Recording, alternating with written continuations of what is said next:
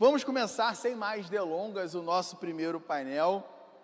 A gente vai falar nesse primeiro painel sobre a ação pastoral e o bem-estar. Então a gente tem vivido um tempo muito difícil e a gente tem visto que cada vez mais pessoas vão buscar a igreja, vão buscar auxílio, ajuda, seja ela espiritual, seja ela emocional, seja ela até mesmo por questões sociais de um modo geral. Então hoje a gente vai falar sobre esse tema. Então eu quero começar aqui chamando o nosso showman, mestre em administração, especialista em educação à distância, especialista em qualificação para o magistério superior, MBA em marketing. Cadê? Bota aí, o homem aí, gente. Cadê, Biel? Bota o homem aí, gente. Ele aí.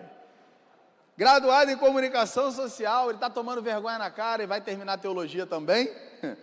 Vice-diretor, pastor dirigente nacional do nosso ensino, da DEVEC, e professor da Faculdade Vitória em Cristo, pastor e professor mestre Ronaldo de Jesus.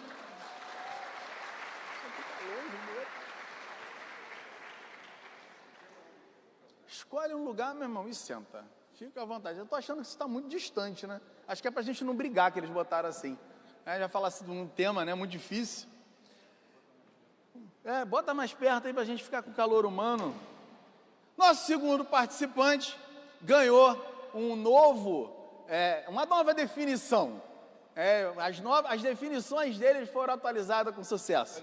Então, justamente. Então eu começo, não apareceu ainda, mas vai aparecer daqui a pouco. Não está essa definição ali, mas eu quero começar por ela, porque a partir de agora ela é tão importante quanto as outras.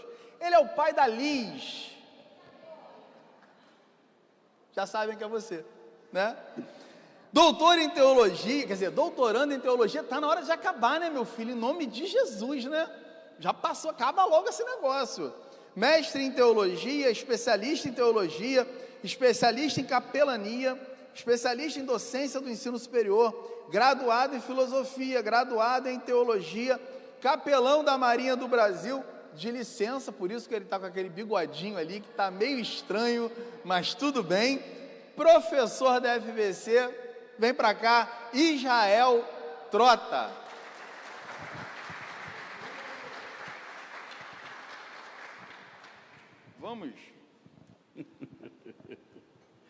Vamos começar a brincadeira. Eu estou rindo aqui que eu me lembrei quando era garoto, né? Quando você tinha, alguns de vocês passaram por isso também, né? Quando você admitia uma criança no grupo que não tinha condição de brincar com os maiores, você chamava ela de café com leite, né? Exatamente aqui, como me sinto, café com leite. Ele sempre fala isso, já repararam que ele sempre fala isso? Ele sempre fala essas coisas.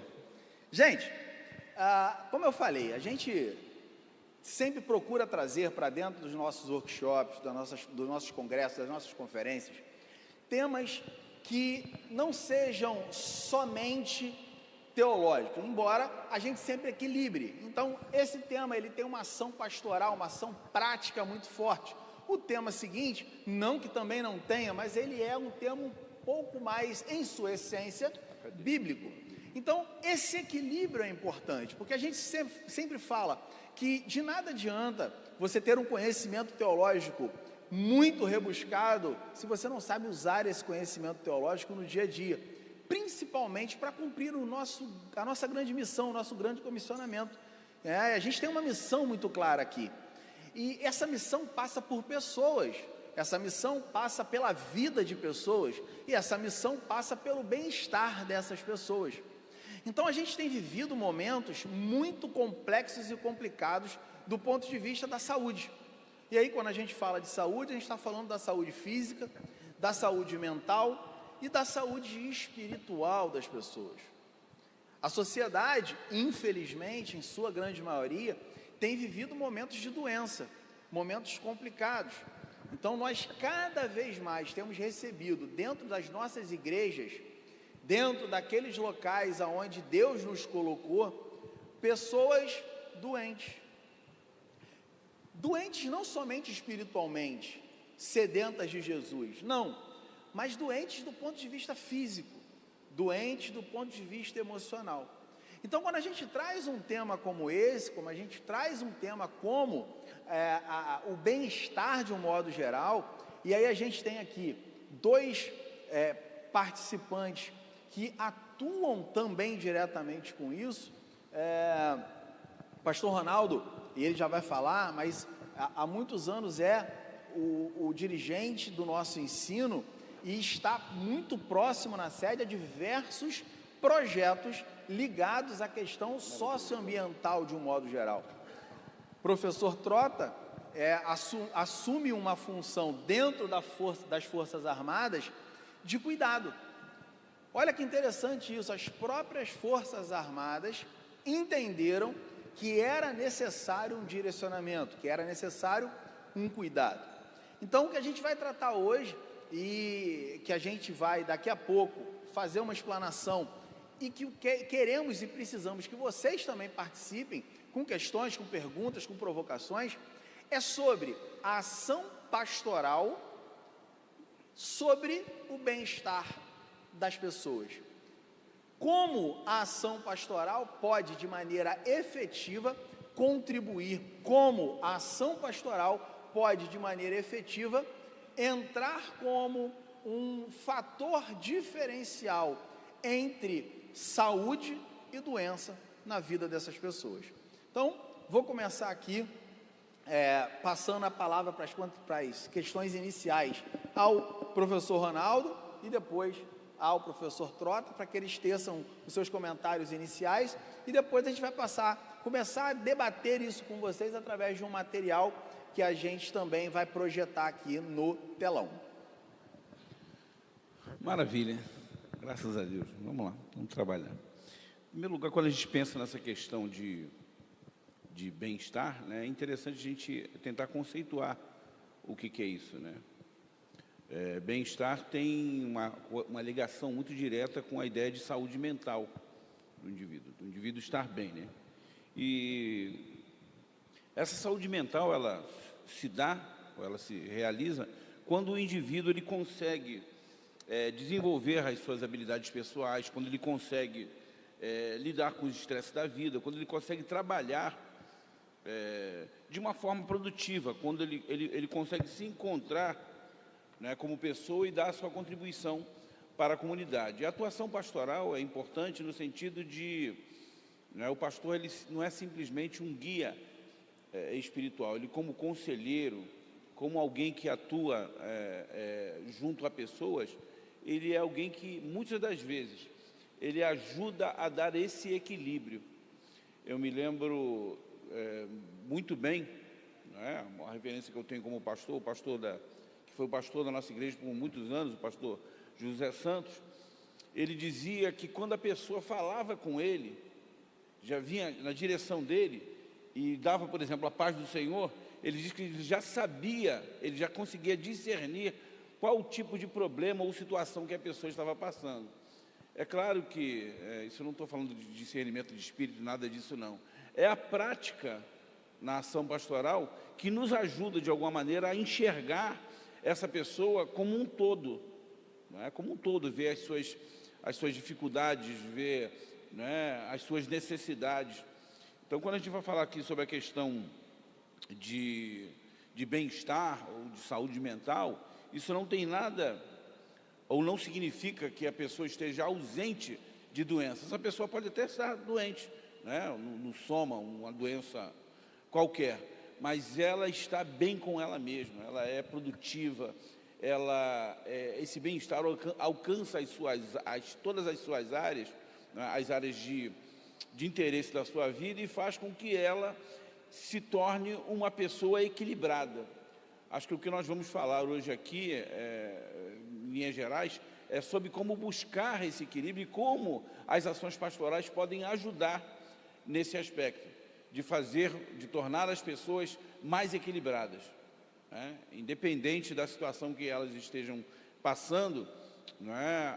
Aí quando a gente fala de ação pastoral, não é só do pastor, não é? do líder da igreja, mas de todos aqueles que de alguma maneira fazem parte do corpo de Cristo e que podem ajudar nesse aspecto também, de trazer equilíbrio, de trazer bem-estar para a vida das pessoas. Como nós podemos fazer isso efetivamente? É o que a gente pretende colocar aqui nessa mesa. Eu tenho certeza que ao final, né, ao fim, né, ao cabo aqui da nossa apresentação, nós vamos poder enxergar áreas em que podemos sensivelmente colaborar para o bem-estar dos outros e também do nosso, né, do nosso próprio bem-estar. O bem-estar da comunidade, o bem-estar das pessoas que estão à nossa volta e também, é lógico, do nosso próprio bem-estar. Quando você cria essa atmosfera, quando você ajuda as pessoas nesse aspecto, você também se torna uma pessoa melhor, você também se sente desenvolvido no seu bem-estar. Em linhas gerais, é isso, né? Acho que a questão do bem-estar vai trabalhar em todas as situações do dia a dia. Em todas essas áreas aqui, psico, bio, físico, social, né? Na mente, no espírito, na alma, né? No coração das pessoas. A atuação do pastoral, a atuação, né? A sua atuação, a atuação do pastor dentro do corpo de Cristo é de promover isso. E a gente vai apresentar algumas situações, né? Ou evidenciar alguns momentos em que isso se faz necessário e como é que a gente pode fazer isso de uma maneira bíblica, de uma maneira cristocêntrica, né? De uma maneira abençoadora. É isso. Trota.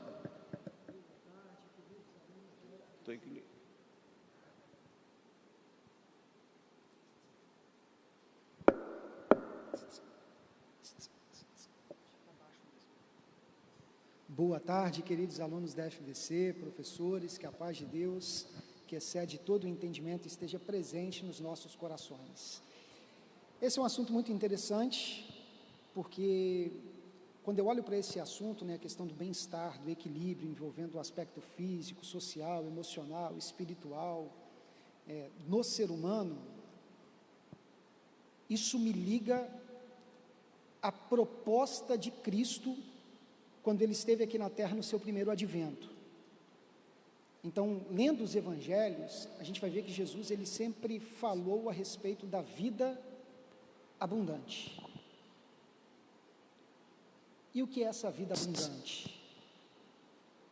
Geralmente materialistas, eles tendem a transformar essa vida abundante num aspecto de teologia da prosperidade e contabilizar essa vida abundante como numa perspectiva material, numa perspectiva contábil. E, na verdade, a gente entende que vida abundante é vida com qualidade, é uma vida qualitativa, é uma vida que te proporcione bem-estar. Eu preciso ter alegria de viver essa vida. É lógico que todos nós aguardamos a promessa da eternidade. E a salvação, ela nos alcança de uma forma plena na eternidade. Mas essa salvação, ela já estende as suas raízes e já transforma a nossa vida aqui e agora. Então essa salvação, ela já se manifesta no aqui e agora. Somos salvos do domínio do pecado.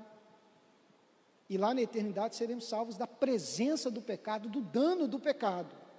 Ou seja, a proposta de Cristo não é apenas te salvar lá no além, na eternidade, mas é fazer com que você venha desfrutar dessa salvação aqui, nessa terra. Que você tenha alegria de viver, que você tenha encanto pela vida, porque a vida é um dom de Deus, a vida é um presente de Deus, assim como a salvação. Deus nos deu esse presente. Todos nós acreditamos na soberania de Deus, e se estamos aqui foi porque um dia Deus sonhou e idealizou a nossa existência. Então, quando eu falo de bem-estar, eu parto muito dessa visão integral do ser humano, né? O objetivo de Deus é gerar no seu coração essa vida qualitativa. E se esse é o objetivo de Deus, se é missão de Deus, como diz o pastor Assis Gironi, Se é missão de Deus, a igreja assume essa missão, porque a missão é de Deus, e todos nós, agentes pastorais, pastores, obreiros, a gente deve assumir também esse propósito. Que propósito é esse? Servir as pessoas, iluminando a vida das pessoas com a luz transformadora, radiante, abundante, que irradia da mensagem do Evangelho. Então essa mensagem é poderosa demais, e não dá para a gente compartimentar o ser humano apenas no aspecto espiritual, e dizer que a gente está preocupado com o indivíduo só na sua espiritualidade, e desprezar todas as outras áreas. Até porque, não vou fazer spoiler, nem antecipar conteúdos, mas um dos conceitos de saúde hoje é esse equilíbrio, nas diversas áreas da vida do indivíduo. Então não adianta a minha espiritualidade estar muito bem, sendo que eu estou ignorando o aspecto físico. Sendo que eu estou ignorando o bem-estar de uma realização laboral, no trabalho, me sentindo bem, me sentindo feliz, me sentindo realizado, crescendo, progredindo, conquistando as coisas.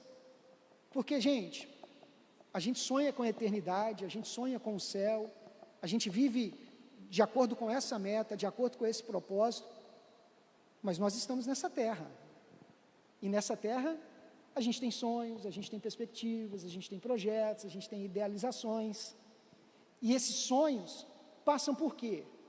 Por diversas realizações, e aqui quem está falando é o pai da Liz.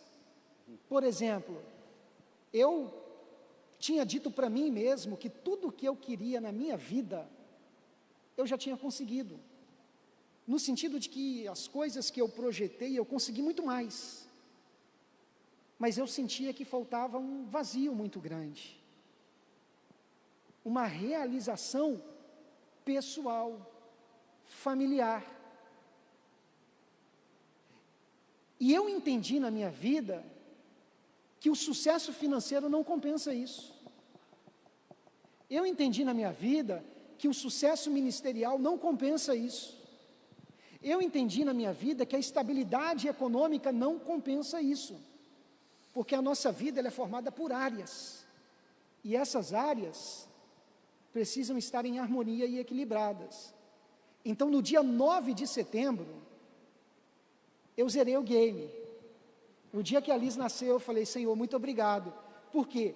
Porque agora tudo para mim está mais colorido. Tudo para mim. Então perceba, existem pessoas que têm deficiências em certas áreas, dificuldades em certas áreas. E o propósito do Evangelho é alcançar o seu coração e trazer qualidade de vida nestas áreas que estão obscuras, nessas áreas que não estão desenvolvidas, nessas áreas que precisam adquirir potencialidade e crescimento. E aí a proposta de nós, quando eu digo nós, eu não estou departamentalizando aqui essa responsabilidade só para pastores, de nós cristãos, porque somos chamados para servir a comunidade, somos chamados para servir as pessoas. A gente crê na teologia do sacerdócio de todos os santos. Me perdoe fazer uma intromissão, mas é só para colaborar ou ratificar o que eu tinha dito antes aqui. Quando a gente fala a palavra ação pastoral, né, algumas pessoas podem pensar equivocadamente que isso é uma função simplesmente do pastor, mas não. Como agentes do reino de Deus na terra, todos nós estamos incumbidos dessa missão. A nossa missão aqui não é ir ao The World não, mas é fazer um mundo melhor, naquilo que a gente puder fazer, né? E nesse caso aqui, colocar filho no mundo é a maneira de tornar o mundo melhor, né? Parabéns. Então, é essa a ideia, servir as pessoas, porque às vezes a gente fica querendo culpabilizar a igreja fazendo transferência de responsabilidade. É culpa do pastor, é culpa do líder, porque a igreja não faz isso. E a pergunta que a gente faz é, o que você tem feito? Quando você percebe que tem alguém, um amigo, alguma pessoa que você conhece, que é próximo ao seu círculo de amizade, e que essa pessoa está passando por uma dificuldade na vida dela, o que você faz? Você ignora e diz, não, problema dela, eu já tenho os meus próprios problemas, cada um com seus problemas, cada um com seu quadrado. Ou a gente se coloca na posição de que nós somos chamados a servir as pessoas que precisam da nossa ajuda e do nosso apoio. E a gente tem uma palavra transformadora, que é o Evangelho. Então, nessa hora, é ajudar essas pessoas, é se colocar à disposição dessas pessoas, servir essas pessoas, trazendo saúde nos seus mais diversos aspectos, porque saúde não é só físico, não é só o orgânico, não é só o corpo humano. Saúde tem a ver com a questão emocional, com a questão psicológica, com diversas outras questões. Então, pensemos nisso, porque eu tenho uma grande responsabilidade diante de Deus de servir as pessoas que possuem as suas debilidades, e eu posso ajudar essas pessoas. Maravilha, eu já ia cortar o microfone dele aqui, mas está tudo bem. Quem está quarto, quinto ou sexto período aí? Eu acho que o sexto não, porque ele não teve essa aula comigo, mas a galera do quarto e do quinto período teve aconselhamento, não teve? Alguma coisa do que está sendo falado é novidade? Eu tenho batido muito, Trota, nesse sentido com os nossos alunos, eu tenho falado muito com eles, porque quando Deus nos coloca na posição que Ele nos colocou, seja ela qual posição que for, Ele nos coloca lá com uma missão muito específica, nós somos portadores da sua mensagem. Então, às vezes a gente vê, pastor Ronaldo, muita gente, poxa, caramba, fulano está precisando de ajuda, não tem nenhum pastor para ajudar ele. Tu está fazendo o que, criatura? Quem sabe Deus não está te dando aquela oportunidade para que você possa evoluir, para que você possa crescer, para que você possa melhorar. Quando algo aparecer na sua vida, não despreze, porque provavelmente é uma oportunidade que Deus está te dando para que você cresça. Então fique atento com isso, porque é muito importante o que está sendo falado aqui nessa tarde, início de noite. A ação pastoral, ela vai além do pastor. A ação pastoral, ela é uma ação comunitária. Ela é corpo, eclésia, congregação. Então, se você faz parte desse corpo, você faz parte dessa ação. Você é um braço dessa ação. Cada parte do corpo, e aí você sabe muito bem sobre isso, ela tem a sua função determinada. E você, então, tem essa função também. Então, só para a gente caminhar, para a gente poder ganhar tempo, eu vou passar bem tranquilamente por alguns conceitos chaves. Primeiro, que a gente entenda o que é bem-estar. Você está bem? Dá um glória a Deus aí. Aí todo mundo diz que está bem. Mas é isso. Quantas pessoas queriam estar do jeito que você está hoje e não podem? E olha que eu nem sei como é que você está, tá bom? Mas quantas pessoas, sem saber como você está, queriam estar no seu lugar? Quantas pessoas queriam estar aqui nesse momento, ouvindo, participando de um evento como esse? Quantas pessoas queriam só poder, nesse momento, estar respirando sozinho, sem a ajuda de um aparelho? O bem-estar, como o pastor Trota muito bem falou, ele é algo que precisa ser integral. Então, quando se fala de bem-estar, se fala de integralidade. Saúde física, saúde espiritual, emocional, a gente vai falar das dimensões daqui a pouco. Mas o principal disso tudo, e o professor Trota falou, ele tem a ver com satisfação e equilíbrio. É você estar satisfeito nas diversas áreas que compõem a sua vida, e que essas áreas estejam em equilíbrio. O que significa dizer? Significa dizer, como o pastor Trota muito bem falou, não adianta eu estar voando ministerialmente e a minha casa está desarrumada. Não adianta eu estar muito bem em casa e o meu trabalho estar desarrumado. Não adianta as coisas estarem caminhando e a congregação, a igreja, a eclésia que eu faço parte, esteja num rumo diferente, não esteja avançando. Você faz parte daquilo, a sua satisfação faz parte daquilo também. Então, quando se fala de bem-estar, não se pode deixar nenhuma área de fora. é preciso que nós encontremos um equilíbrio entre essas diversas áreas. Isso é fácil, gente? É fácil? Não, é difícil. E muitas vezes nós não conseguimos sozinhos. Por isso que a gente está aqui sentados hoje discutindo sobre esse assunto. Cada uma das dimensões envolvidas precisam estar em equilíbrio. E isso é fundamental. Porque quando nós estamos bem nas diversas áreas da nossa vida, nós estamos num estágio em que é fácil para que nós possamos avançar. É fácil para que nós possamos continuar. É fácil para que nós possamos contribuir com outras pessoas. Mas aí que está a mágica da palavra de Deus, né?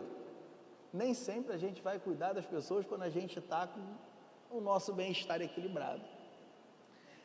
Muitas vezes a gente vai se colocar ou ser colocado em situações em que o nosso próprio bem-estar vai ser testado.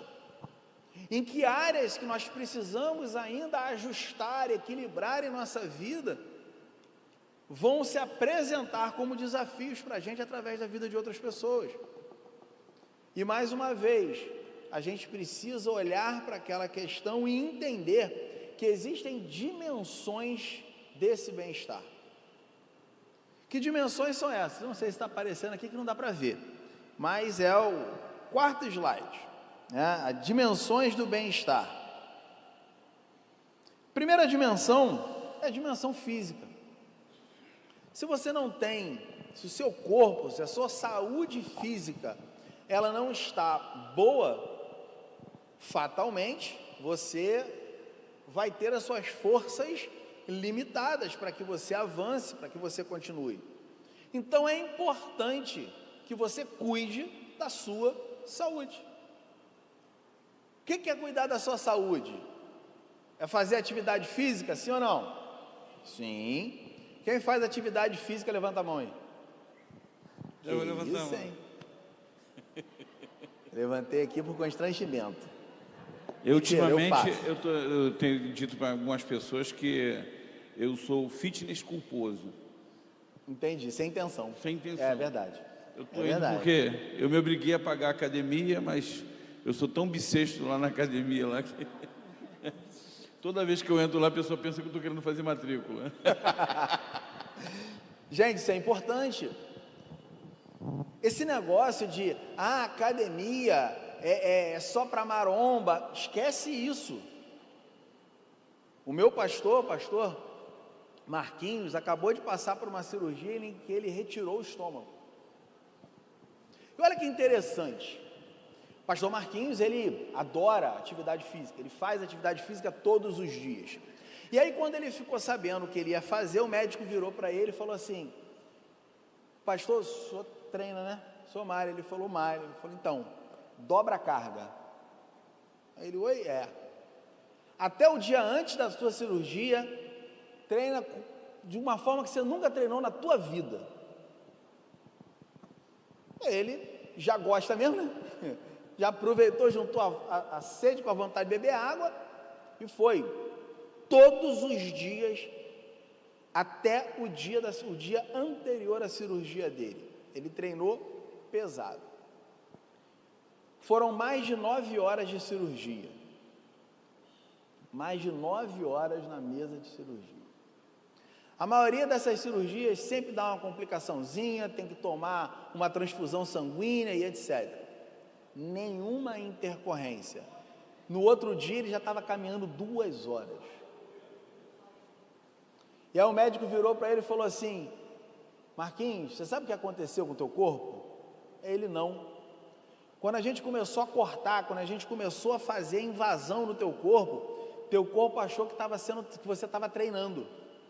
E ele começou a pensar automaticamente, como se o seu cérebro estivesse pensando: eu preciso regenerar fibra, eu preciso avançar na reconstrução muscular. E enquanto ele cortava, enquanto operava, o corpo sozinho agia em favor da recuperação dele. 2 semanas depois, pastor Marquinhos cantando, gritando, e eu desesperado, sentando: pelo amor de Deus, fica quieto, pastor. Porque você olha e você não diz que ele tirou o estômago. saúde física. Mas Jonas, ele estava com uma doença, sim, mas nem por isso ele deixou de cuidar da sua saúde física. É uma dimensão importante, mas a gente não pode deixar escapar a saúde emocional.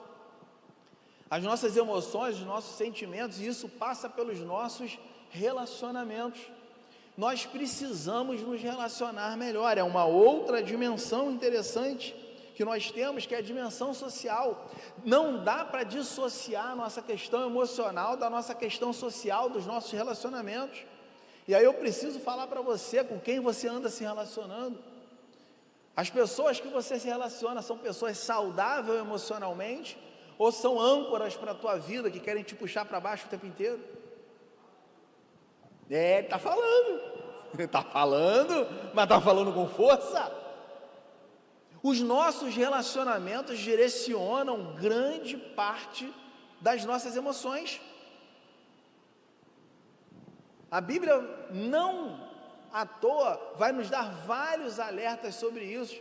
Um deles eu já falo todos os dias para os nossos alunos: não se ajuntará na roda dos escarnecedores. Por quê?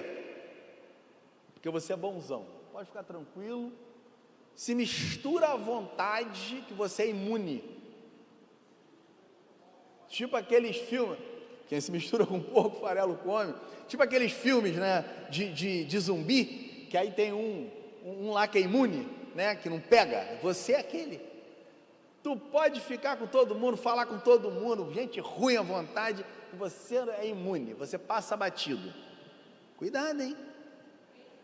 Não é assim que funcionam as coisas. Todo mundo, acho que aqui, só a galera do primeiro período que não passou pela psicologia ainda, mas vai entender que nós somos seres subjetivos e, por essência, sociais. Deus olha para Adão e fala assim: não é bom que esteja. O próprio Deus falando isso. Deus já sabia. Adão estava tranquilo, em paz. Adão não tinha problema. Aí veio Eva e completou a vida de Adão.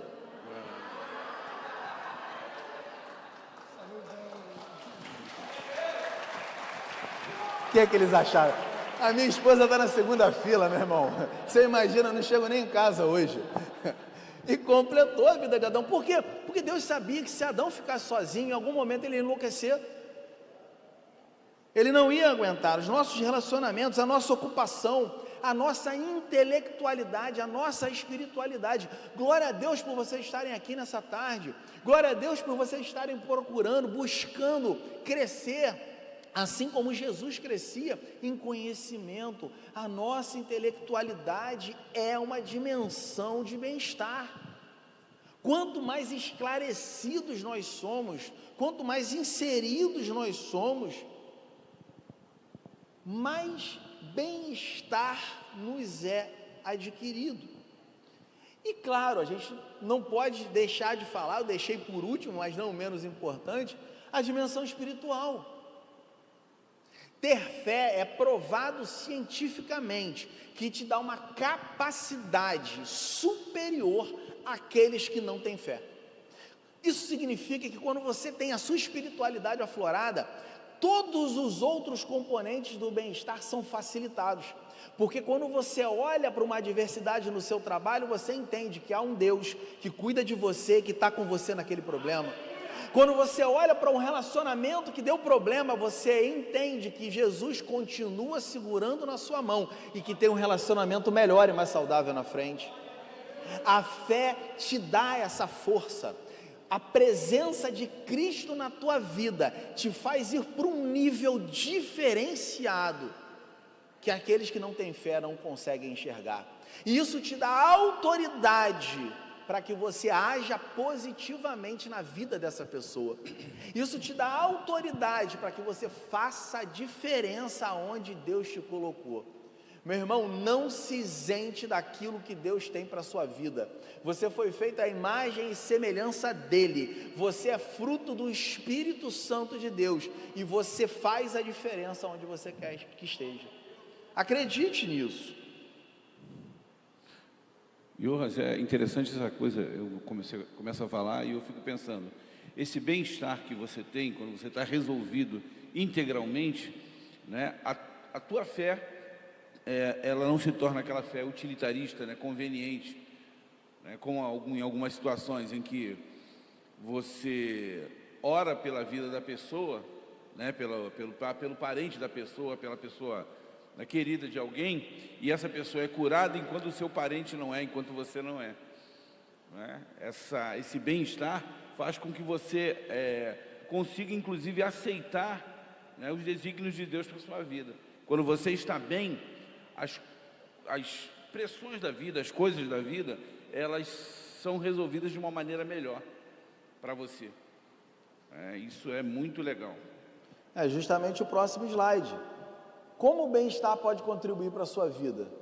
Dessa forma, quando você começa a ter equilíbrio na tua vida, nessas diversas áreas, naturalmente o seu estresse e a sua ansiedade vão ser reduzidos, porque você vai entender a que nível você está sendo colocado, você vai entender qual é a tua necessidade de ação naquele momento. A tua saúde física, a sua saúde mental, os seus hábitos, eles vão melhorar. Por quê? Porque você vai estar preocupado em se cuidar de maneira integral. E, principalmente, a sua felicidade e a sua satisfação geral vão ser ampliados. Então, como a gente aprende, às vezes, correr muito rápido pode te fazer chegar antes do previsto em algum lugar, mas talvez você não esteja preparado para chegar naquela posição. A mesma coisa, muito devagar. Tudo tem um tempo certo para que a gente possa fazer. E quando a gente busca esse equilíbrio, a gente começa a encontrar os tempos corretos da nossa vida. E aí, só para finalizar essa primeira parte e a gente caminhar, como é que eu posso fazer para melhorar o meu bem-estar? Já falamos aqui de algumas coisas.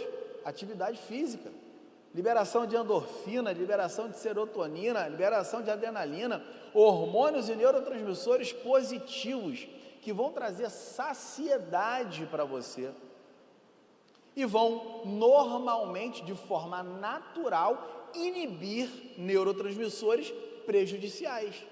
Então, quando você faz isso, quando você faz uma atividade física de forma natural, papai é lindo, de forma natural, sem você precisar ir na farmácia, meu irmão, sem antidepressivo, sem ansiolítico, sem nada disso, de forma natural, papai já programou isso para a gente.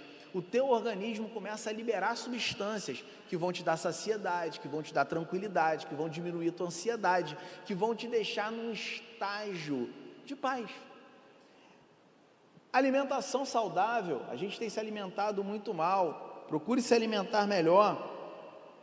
Gerenciamento de estresse, há tempo para todas as coisas, cadencie o seu tempo, se estresse na hora certa com aquilo que realmente é necessário, tenha metas, estipule metas na sua vida, para que você possa exercitar a sua resiliência frente a isso tudo. Cultive relacionamentos saudáveis. Se você se relacionar bem, tenha certeza que o seu nível de bem-estar e satisfação, de forma natural e gradual, vai se elevar. Busque seu desenvolvimento pessoal. Cresça intelectualmente, profissionalmente, cresça enquanto pessoa, enquanto ser social, mas principalmente, e aí não está ali de propósito, exercite todos os dias da sua vida a sua espiritualidade, a sua relação com Deus, a sua fé. Creia que o melhor de Deus ainda está por vir e viva isso todos os dias da sua vida, que você vai ter certeza que, como o pastor Trota falou, aqui nessa terra a promessa continua, mas a gente está falando de agora. Aqui nessa terra você vai viver o melhor de Deus para a sua vida. Amém? Vamos continuar falando desse tema. Pastor Ronaldo vai falar um pouquinho da atuação pastoral e a sua contribuição. Eu gostaria, se me permitissem aqui, eu fiz um texto para o Dia do Pastor, em celebração ao Dia do Pastor, que foi colocado lá nas nossas mídias, lá na igreja. Eu achei bastante interessante isso, né? Aqui, o próximo slide, por favor. O próximo slide está aqui, né? Fala sobre o papel do pastor como líder espiritual e guia da comunidade. E, na verdade, essa definição aqui foi colocada pelo Johan, eu achei bastante interessante. Diz: responsável por promover o crescimento espiritual e o bem-estar integral dos fiéis. Eu fiz um texto que eu denominei Quem é o Pastor? Ele diz o seguinte: o pastor é aquele que ama a igreja porque sabe que Jesus a ama. É aquele que procura, ao servir a Cristo, demonstrar que ama o próximo porque Jesus o amou primeiro. O pastor é aquele que sabe que os membros de sua igreja são irmãos e irmãs em favor dos quais Cristo morreu. O pastor é aquele que reconhece a graça de Deus distribuída nos diferentes dons que Ele mesmo dá à igreja. O pastor é aquele que sabe que o seu sucesso ministerial não tem como base seu conhecimento e formação intelectual, mas sim a sua fé, amor e obediência a Cristo. O pastor é aquele que envolve seu rebanho em amor, cuidando, orando, visitando e abençoando suas vidas. O pastor é aquele que sabe muitas vezes que a igreja, é aquele que sabe que muitas das vezes a igreja não aprende aquilo que ele ensina, mas ele insiste em ensinar e tem êxito nisso, porque vive o que ensina.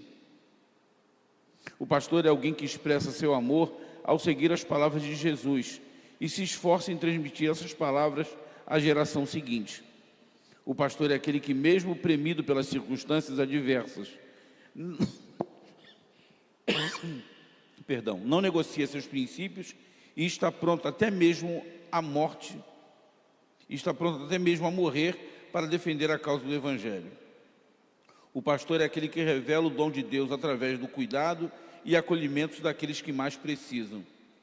O pastor é aquele que consegue, ao abraçar o menino, vislumbrar o obreiro de amanhã. O pastor é aquele que prefere viver o Evangelho, o conhecimento do perdão, a ter todos os aplausos do mundo. Ser pastor não é o título, o homem que se torna, a palavra que se vive todos os dias, é o homem que se torna, a palavra que se vive todos os dias, as dificuldades que são superadas e os testemunhos que vão se formando. Pastoreio é vocação. É por isso que Jeremias 3,15 diz: e vos darei pastores segundo o meu coração, que vos apacentem com ciência e com inteligência. Então, a ideia do pastor como líder espiritual é aquele que é responsável por promover esse crescimento espiritual, né, e bem-estar integral dos fiéis, realizando todas essas atividades. Tem uma outra ação, ou uma área de atuação pastoral que é interessante. O Johan chegou até a falar aqui dentro da disciplina, mas é importante a gente entender isso aqui, que é a questão do aconselhamento, né? Do aconselhamento. E diz o seguinte: cuidado espiritual. Próximo slide, por favor. Deixa eu ver aqui. Pode passar, né? Passa aí. Sobre pastoreio e aconselhamento, né? Fala sobre cuidado espiritual e emocional. Diz que o pastor ele oferece suporte emocional e espiritual através de aconselhamento, né? Esse aconselhamento, quando nós falamos aconselhamento, é aconselhamento bíblico, né? É aconselhamento bíblico sustentado pela autoridade da palavra de Deus. Não é aquele conselho que tinha antigamente, conselho que a pessoa diz que conselho bom ninguém dava, né? Vendia. Não é esse tipo de coisa, né? O conselho ou aconselhamento espiritual é uma das áreas mais importantes e, acreditem vocês, das mais desgastantes no exercício da atividade pastoral, mas ele é extremamente importante para a saúde e para o bem-estar das pessoas. Aconselhamento pastoral é fazer bem aos outros no tempo de necessidade delas. Quando você aconselha alguém, quando você para e empresta os seus ouvidos a esse tipo de escuta, ela é uma escuta terapêutica. Ela é uma escuta que faz com que pessoas, às vezes, que estão feridas, pessoas que estão desesperançadas, pessoas que não têm o norte, recebam ajuda e esperança. Por incrível que pareça, uma palavra, como a Bíblia diz, a palavra dita no tempo certo, né, e de acordo com a vontade de Deus, ela pode reorganizar a vida da pessoa. Eu imagino até que alguns de vocês já devem ter passado por situações como essa, independente, né, do cargo ou do ofício, de darem uma palavra assertiva de acordo com a direção de Deus e depois essa pessoa agradecer: olha, eu estava desnorteado e aquilo que você me falou me deu, não é, um norte, me deu uma direção. Então, pastoreio e aconselhamento são coisas importantes dentro da esfera de ação pastoral. Na verdade, a gente pode dizer que talvez, como eu disse, seja a coisa mais desgastante que tem aconselhar. Aconselhar, porque você às vezes tem que usar a empatia no grau máximo, se colocar no lugar da pessoa, compreender aquela situação, não julgar previamente, né, e tentar resolver um problema ou uma situação, ajudar a resolver um problema ou uma situação que você não criou para si, né? E até mesmo em situações em que essa pessoa inadvertidamente seguiu um caminho que não foi orientado por você. Você disse uma coisa e a pessoa fez outra. E mesmo assim você tem que amar essa pessoa, né, para tentar salvar ali a sua alma. E quando a gente fala de pastorear é um trabalho extremamente árduo, né? Ele exige conhecimento teológico e o amor por Jesus, por pessoas que na verdade estão ali sofrendo, estão desorientadas. Eu quero até fazer aqui uma citação, sei que vocês conhecem a pessoa, eu não sou de ficar jogando confete não, mas uma das experiências assim ou das coisas mais honrosas que tive na minha vida foi pregar ou levar uma mensagem no dia que o pastor Isaías saiu da direção da igreja do Guerengue. Lembra, né, Isaías? Foi uma honra que ele me concedeu de falar no dia da saída dele lá. E eu não conhecia a igreja, na verdade eu tinha ido lá uma ou duas vezes, mas não conhecia a comunidade. E a impressão que tive naquele dia é que eles estavam se despedindo, né, de um pai.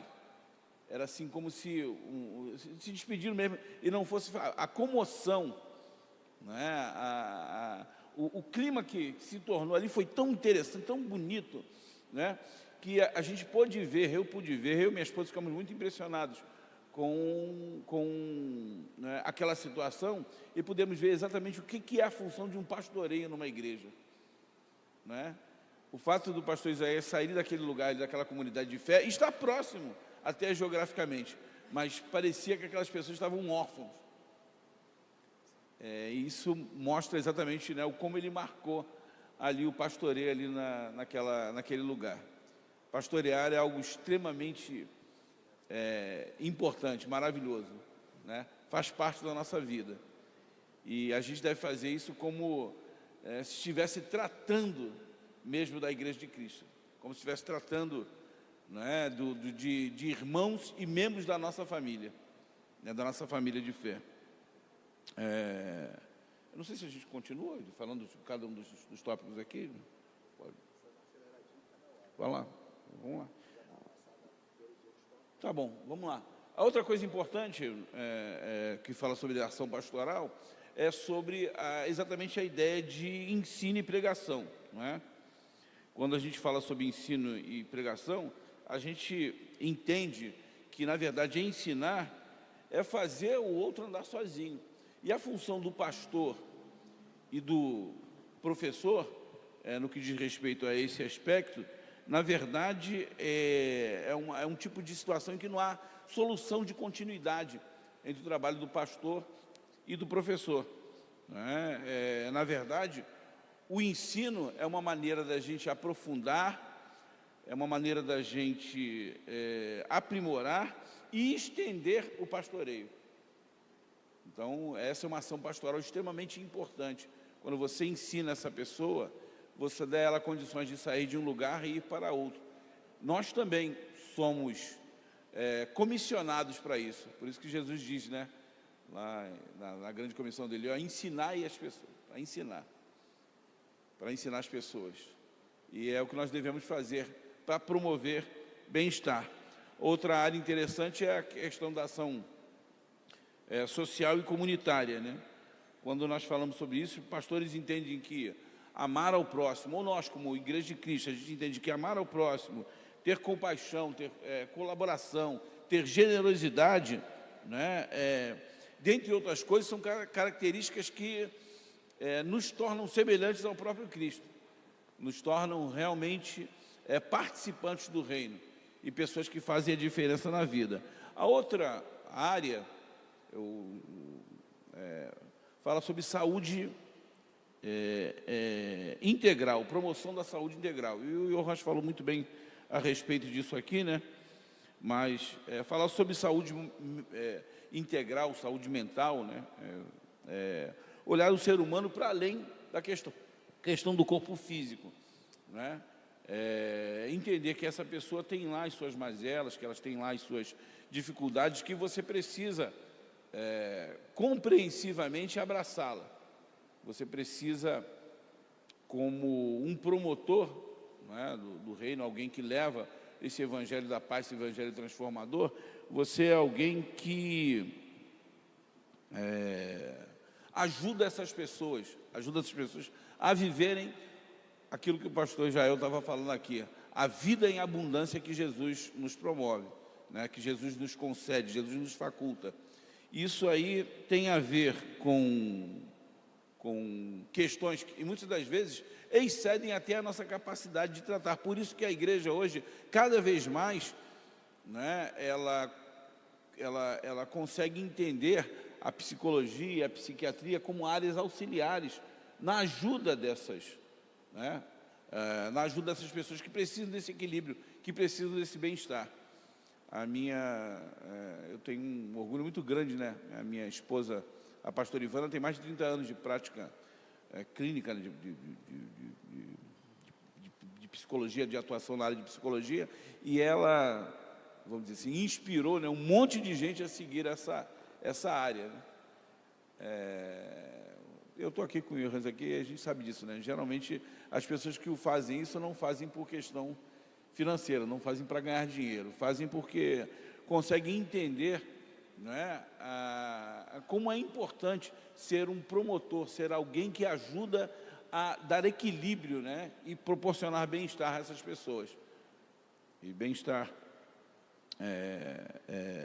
espiritual faz parte dessa ideia de saúde integral também, né? O outro aspecto importante, eu estou seguindo aqui mais ou menos algumas áreas de atuação que o professor Johannes colocou aqui. Outra área importante é a questão do desenvolvimento pessoal e na liderança. A ideia de que o pastor, ou as áreas de atuação pastoral, elas também abrangem a ideia de capacitação e crescimento pessoal, né? Incentivar a liderança, o serviço na comunidade, fortalecer o centro de propósito e realização. Então, a liderança pastoral é algo extremamente essencial, um papel essencial na igreja. Na verdade, quando a gente fala sobre liderança, isso envolve você unir a comunidade, né, transmitir ensinamentos, realizar trabalhos, né, não só realizar trabalhos administrativos, mas manter o corpo de Cristo funcionando, né, de maneira perfeita, com órgãos ajustados, né, de maneira em que nós possamos atuar de maneira interdependente, de maneira a promover esse crescimento sadio, né, desse organismo, da igreja como organismo. Então, o pastor, ele deve ser capaz de identificar as necessidades de quem é parte da igreja e praticar amor, não é? Piedade, compaixão, passar ensinamentos e valores cristãos faz parte da sua rotina, assim como ouvir e entender as necessidades do ministério. Então, a liderança e o crescimento da igreja estão intimamente ligados. A gente pode entender como todas essas coisas nos trazem como impacto, né, positivo, o bem-estar para a comunidade, onde, né, estamos inseridos, onde exercemos ali a nossa fé. Então, quando nós falamos de ação pastoral, muitas pessoas às vezes limitam a ideia da ação pastoral simplesmente à questão espiritual ou o trabalho do ministério da pregação. E não, é isso, é algo bem interessante. Eu não gosto muito dessa palavra, não, mas é uma palavra que é utilizada para explicar, né, ou para conceituar a integralidade do ser humano, mas é holístico, essa palavra holística, né? Então, a gente pode dizer que esse ministério, essa ação pastoral, no que diz respeito à saúde e bem-estar das pessoas, é uma área que envolve, né, vários setores e que, se feita de maneira correta, né, de acordo com a vontade de Deus, de acordo com os desígnios de Deus, ele vai trazer saúde mental, física, espiritual, psicológica, né, em todas as áreas da vida da pessoa, e vai tornar essa pessoa um cristão melhor, né, uma pessoa melhor, um homem e uma mulher de Deus muito mais equilibrados e muito mais produtivos e frutíferos. Então, é importante, sim, a gente discutir essa questão da saúde espiritual, da saúde mental, né, de todo homem, em toda a sua integralidade. É isso. A gente vai passar aqui para a última parte, né? O pastor e professor Trota vai trazer uma visão de um cuidado pastoral fora da igreja, né? Que ele tem como tarefa hoje. E aí a gente vai acelerar um pouquinho também para a gente poder abrir para perguntas e a gente ir para o nosso primeiro intervalo, para a gente poder caminhar. Professor Trota. Então vamos lá, eu vou falar sobre a ação pastoral como agente de bem-estar na sociedade. A gente precisa entender que o nosso trabalho é um trabalho de acompanhamento e de cuidado no objetivo de ajudar as pessoas. Isso é ação poimênica, tem a ver com pastoreio. O professor Johans falou, por exemplo, que eu exerço atividade como capelão militar na Marinha do Brasil. Nós sabemos que existe a figura do capelão militar nas Forças Armadas. E isso é histórico, desde que o Brasil foi descoberto pelos portugueses, né, conforme a história vai dizer, né, na frota cabralina já existia um capelão, Frei Henrique de Coimbra, que celebrou a primeira missa, um capelão católico, mas celebrou a primeira missa, e ele estava ali na frota de Cabral, no objetivo de prestar assistência religiosa aos militares envolvidos naquela expedição.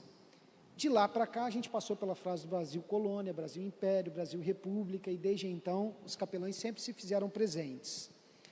Recentemente, abriu-se a oportunidade para que capelães pastores também atuassem nas Forças Armadas. A primeira vez que um capelão pastor ele desempenhou um trabalho de modo oficial nas Forças Armadas do Brasil foi durante a FEB, a Força Expedicionária Brasileira, na Segunda Grande Guerra, quando os pracinhas estavam se organizando, né, se preparando para comporem ali a força militar que estava se organizando para combater no teatro europeu, e foi feito um censo religioso e descobriu que no meio dos militares que estavam ali, existiam 600 que eram protestantes, que eram evangélicos. Então, era necessário que abrisse oportunidade para que esses militares que eram evangélicos, eles se fizessem acompanhados de capelães que eram pastores. E a gente teve 2 capelães pastores, um metodista e um batista, um pastor metodista e um pastor batista, que compuseram a FEB, a Força Expedicionária Brasileira, com muita resistência, porque existia toda uma tradição do catolicismo nas Forças Armadas.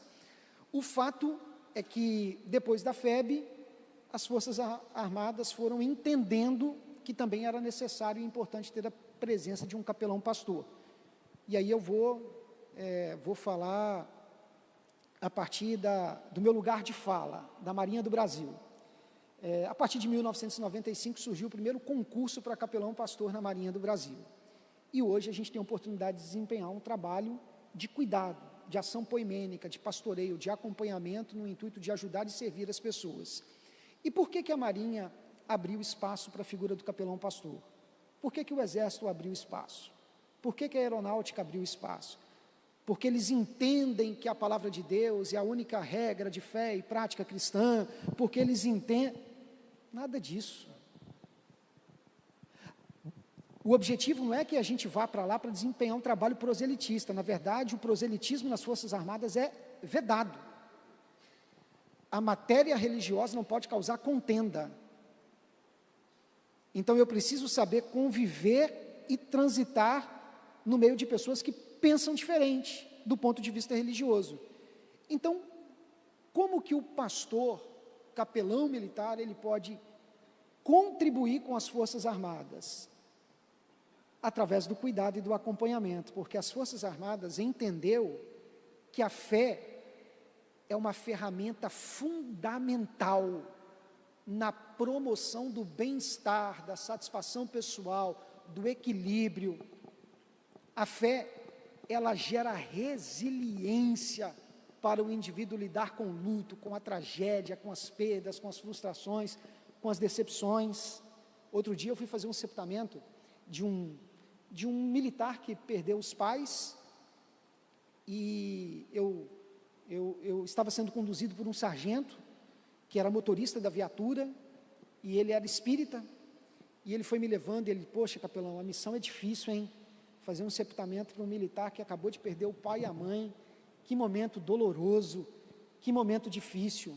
E quando a gente chegou lá, o comandante também foi, aí tinha um grupo de militares, quando a gente chegou lá, culto, hino da harpa, gente glorificando a Deus, o filho toma a palavra e diz, minha mãe foi um exemplo de fé, partiu para estar com Cristo, e eu vou seguir a minha vida seguindo os passos dela, e um dia eu vou encontrar com ela, na glória, na eternidade. Fez o apelo, o próprio filho, pessoas da família aceitaram a Jesus. Quando eu voltei para a viatura, ele falou, eu nunca vi isso. Que coisa doida. O filho estava pregando, estava falando, estava confortando as pessoas. Eu que nem conhecia ele, estava desolado. E o filho confortando o filho. Por quê, gente? Porque a fé é um instrumento poderoso no auxílio para que a gente possa lidar com situações difíceis. Então, por que as Forças Armadas colocam a figura do capelão militar? Porque entende que a parte espiritual é importante e que ela não pode ser desprezada. E que essa parte espiritual fortalecida, ela traz satisfação para o militar, ela traz civismo, ela traz patriotismo, traz obediência, hierarquia, traz compromisso, abnegação, dedicação com o trabalho. Então, um militar que serve a Deus de todo o coração, que tem a sua fé, ele vai ser um militar exemplar, porque o Evangelho nos convoca para ser referência em todas as áreas da vida. Então a gente precisa sempre oferecer o melhor para Deus. O que Paulo diz? O que quer que vocês façam, façam como se vocês fizessem para Deus e não para os homens. Então ter um militar que tem... Isso é tão forte, gente, que, por exemplo, tem uma frase clássica do general Duque de Caxias, durante a Guerra da Tríplice Aliança, uma guerra que aconteceu com as forças de Solano Lopes no Paraguai, há um século e meio atrás, e muitos militares do Brasil participaram dessa guerra, e foram alguns capelães, e Duque de Caxias, ele chegou a dizer, tirem os meus oficiais generais, mas não tirem os meus capelães. Um oficial general é aquele que tem a mais alta patente. E o Duque de Caxias, ele chegou a dizer, tire os meus oficiais generais, mas não tire os meus capelães. Por quê? Porque principalmente no ambiente da guerra,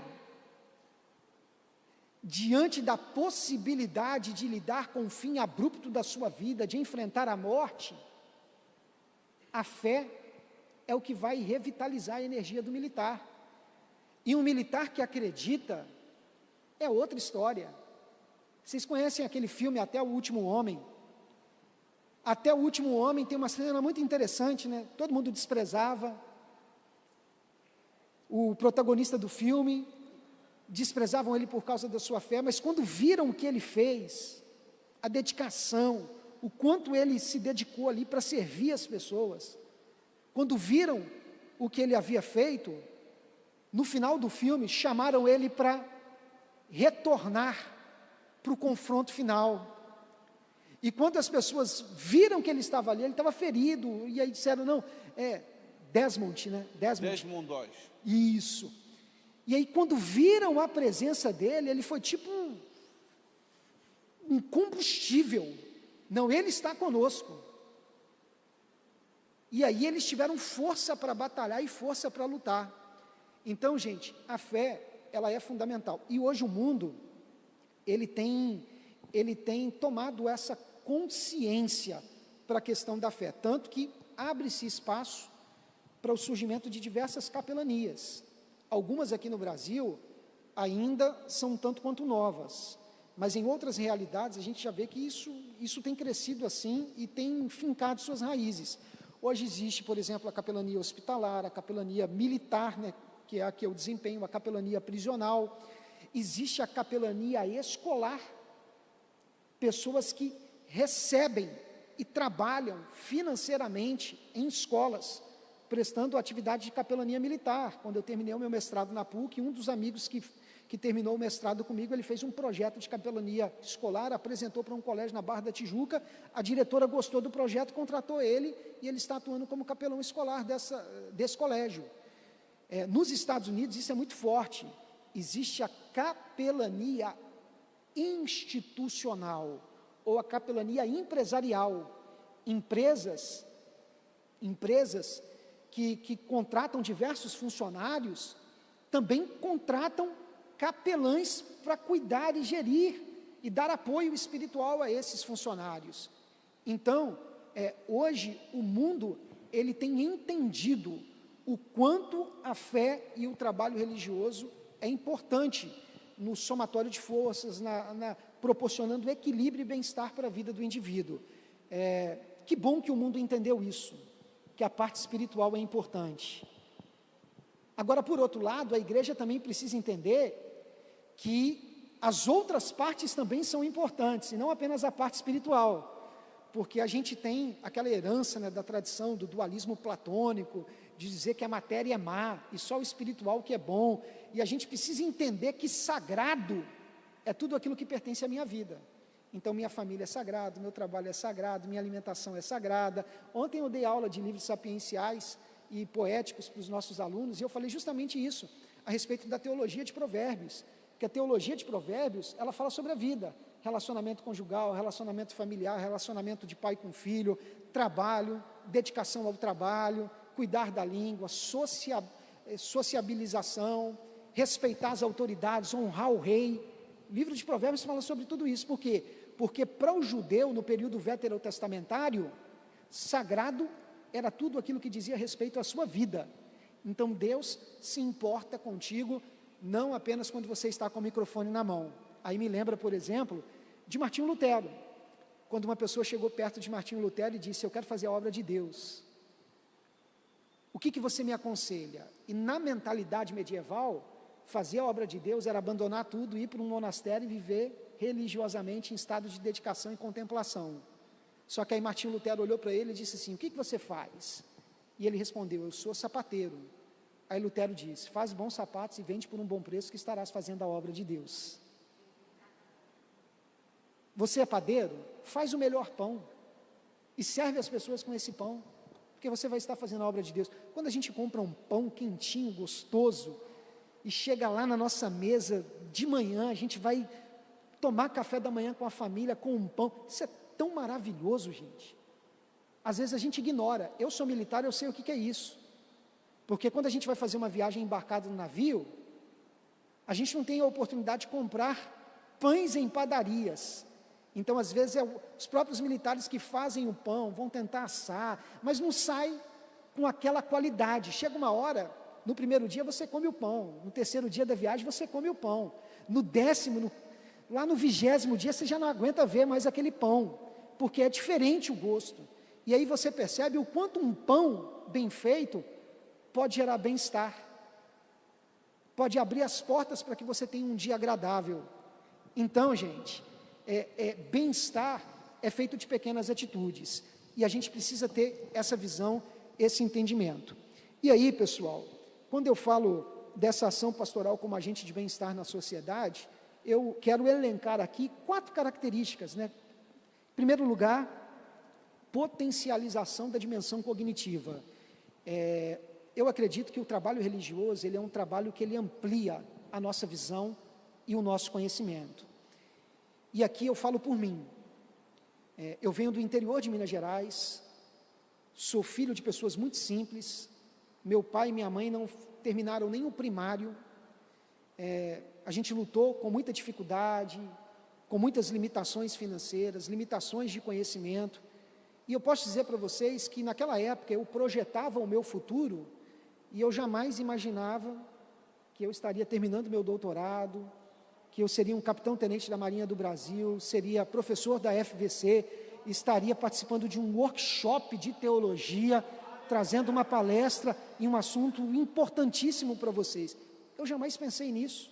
Eu, com 10 anos de idade, eu vendia salgadinho na rua para ajudar os meus pais. Eu lavava carro para ganhar trocadinho. Eu não tinha essa visão. E por que hoje eu cheguei aonde eu cheguei?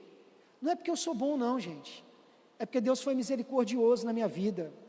E Deus colocou pessoas para abrir portas, para me aconselhar, para me ajudar. Então o Evangelho transformou minha vida, não apenas me salvou espiritualmente, mas ampliou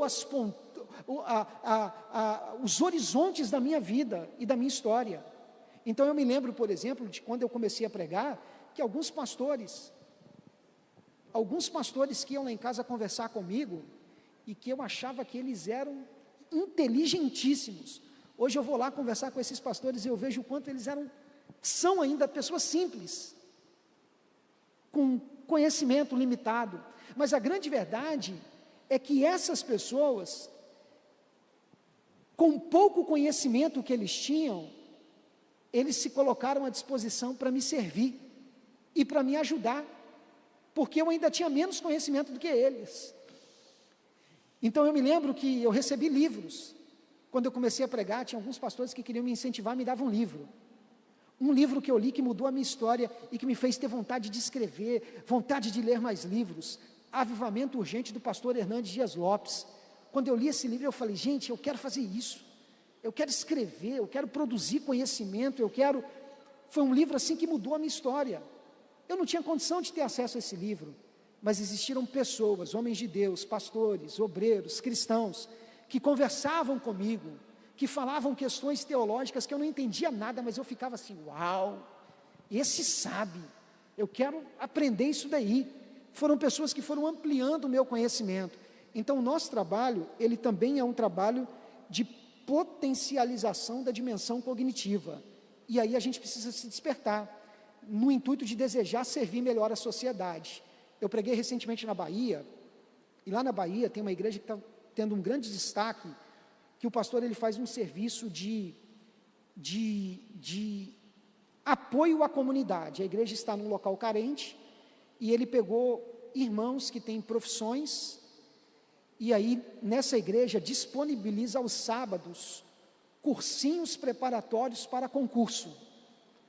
Então os próprios irmãos dão aula de português, dão aula para as crianças e os adolescentes da comunidade.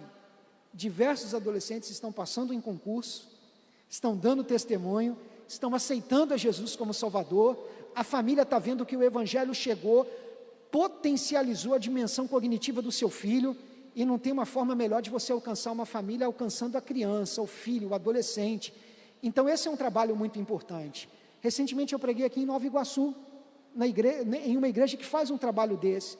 O pastor ele faz um trabalho preparando os jovens para a vida militar. Ele tem diversos militares que são evangélicos, que fazem parte da igreja, e aí esses militares dão cursinhos, conversam com adolescentes que não sabem o que vão fazer da vida. Olha, tem uma forma de você entrar por aqui, por esse concurso, você pode ser um soldado fuzileiro naval, você pode ser um aprendiz de marinheiro, você pode fazer um concurso para a escola naval, você pode fazer um concurso, e aí vai dando possibilidades. Às vezes um adolescente de 16, 17 anos não sabe o que vai fazer da vida, basta você sentar com essa pessoa e conversar. Eu me lembro de um testemunho que eu ouvi, gente, de um cabo que serviu comigo, e ele fez a viagem do gelo comigo, e ele falou que um dia ele trabalhava entregando folheto de um cursinho de informática. Ele estava na praia, Niterói, em Caraí, entregando folheto, quando de repente ele foi entregar o folheto para um militar, um sargento da marinha. Ele nem lembra qual que é o nome desse sargento, mas era evangélico.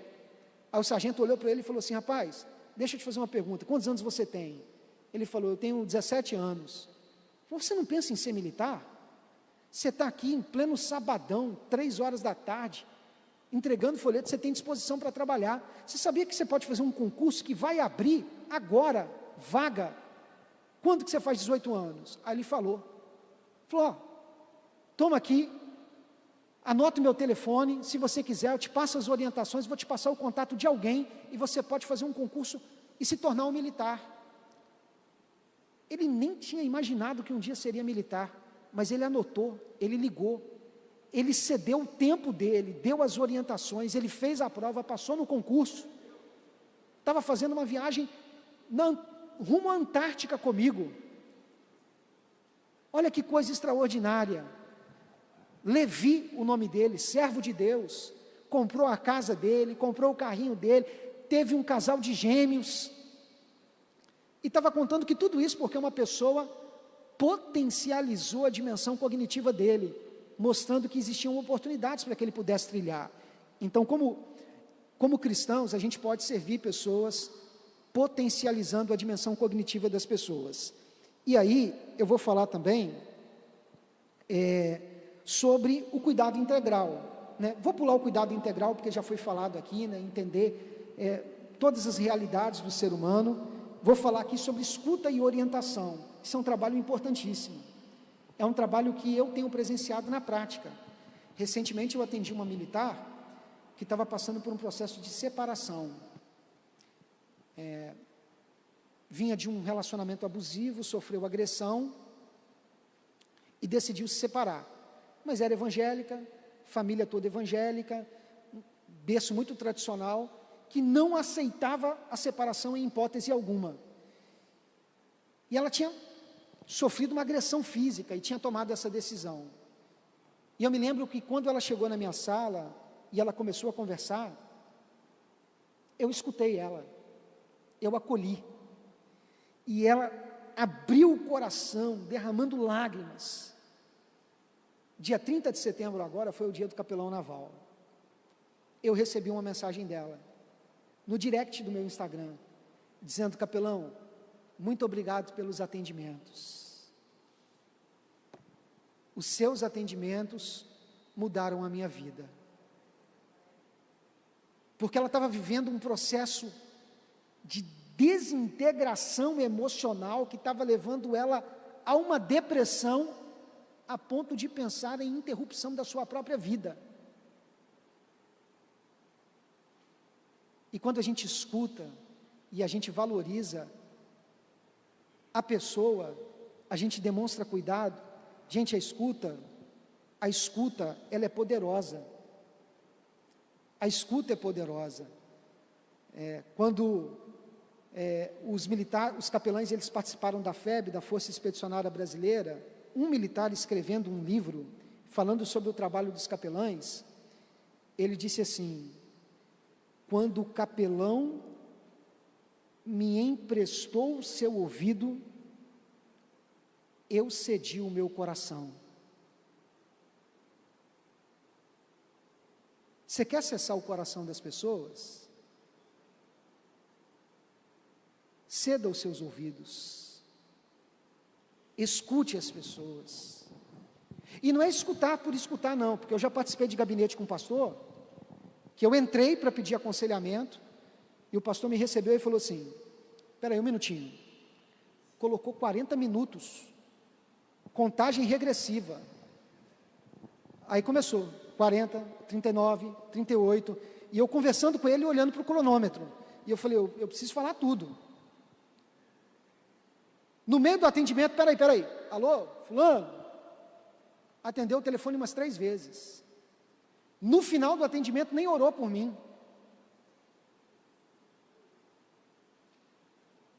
A gente tem que ter um coração amável, a gente tem que se importar com as pessoas, a gente precisa amar as pessoas, empatia, que o professor Ronaldo falou, se colocar no lugar do outro, empatia, né?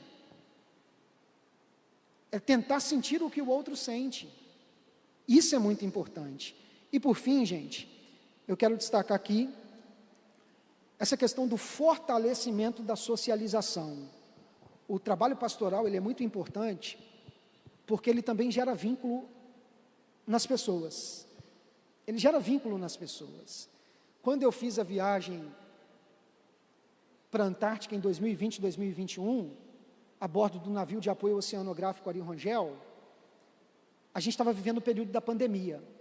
No período da pandemia, quando o navio atracava em um porto, os militares não estavam autorizados a licenciar, a baixar terra. Isso significa que os militares, eles não tinham descanso mental. Então é a viagem inteira em regime de aquartelamento no navio. O militar, ele fica esperando chegar no porto para sair, para oxigenar a mente, um descanso mental. Quando a gente chegava no porto, a gente não podia sair. Então o dia entrava e saía, e as pessoas não tinham nem noção de que dia era aquele, se era segunda, se era terça, porque no mar é tudo a mesma coisa. E aí eu desenvolvi um trabalho religioso no navio, e o trabalho religioso que eu desenvolvi no navio tinha atividade de segunda a segunda. Tinha uma atividade que era um curso de desenvolvimento humano, na terça-feira um curso de compartilhamento de sabedoria, quarta-feira reunião com os espíritas, na quinta-feira culto com os evangélicos, e aí tinha a celebração da palavra com os católicos, e eu fui organizando, cada dia tinha uma atividade religiosa. No final da missão, da comissão, diversos militares chegaram para mim, agradecendo, e dizendo: capelão, foram as suas atividades que me deram força para enfrentar o desafio da missão de ficar longe da família. Eu me situei cronologicamente quando as atividades começaram a acontecer. Eu sabia que dia era segunda, que dia era terça, que dia era quarta, que dia era quinta. Eu ficava com expectativa quando ia chegar o culto, quando teria o curso de desenvolvimento pessoal, quando teria, ou seja, e a gente foi criando vínculos, a igreja gera vínculos, gente, interação, ser amado, amar, ser acolhido, acolher, ser ministrado, ministrar, isso fortalece. As pessoas que começam a adoecer emocionalmente, ou em qualquer área da sua vida, às vezes um adoecimento até físico, não está contente com a sua aparência, não está contente com a sua saúde física, o que geralmente essas pessoas fazem? Se isolam, se distanciam. O Evangelho te leva às pessoas, o Evangelho te leva à comunhão, o Evangelho te leva à socialização, e ao mesmo tempo que você ajuda, você é ajudado, e isso é poderoso demais, porque o que a Bíblia diz? O cordão de 3 dobras não se quebra facilmente. Às vezes, existem pessoas que chegam até a gente, e a pessoa está ferida, e a gente não está nem tão bom assim, não. Mas aí a gente olha, a gente se compadece da pessoa, e peraí, eu tenho que ajudar. E isso começa a gerar força na gente. Aí se cumpre aquilo que está lá em Hebreus 11, a gente começa a extrair força da fraqueza. Porque a gente vai entendendo que o poder de Deus se aperfeiçoa na nossa fraqueza. Então, ajudando as pessoas, a gente se fortalece. Amém, amém. Gente, nossa hora já adiantou um pouquinho. Tem alguém que quer fazer alguma pergunta, algum questionamento? Eu vou abrir aí para 1 ou 2 perguntas, para a gente poder ganhar um tempo. Cadê a nossa equipe de mídia? Cadê os midianitas? Os midianitas? Ah, virou midianita, eu falei antes. pastor Isaías, ele cruza, ele cabeceia, ele apita, ele marca, ele...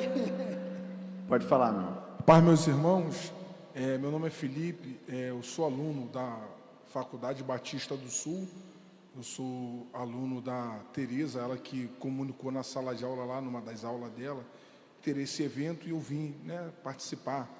E como o tema é um tema tão agradável sobre o bem-estar, eu queria fazer a pergunta, pode ser qualquer um dos três se sentir mais apto a responder, é sobre a depressão, né? Eu vivenciei recente uma pessoa do meu convívio, e essa pessoa, ela ministra muito louvando em muitas igrejas dentro do estado, sendo que essa pessoa, ela acabou querendo se isolar, ficar depressiva. Eu não consegui entender, né? Eu fico com essa questão na minha mente, como pode uma pessoa que lê Bíblia, né? Eu convivi com essa pessoa, lê Bíblia, não falta os cultos, está aplicado às coisas de Deus, louvando, se empenhando, e está nesse estado, até mesmo a ponto de falar, quer tirar a sua própria vida.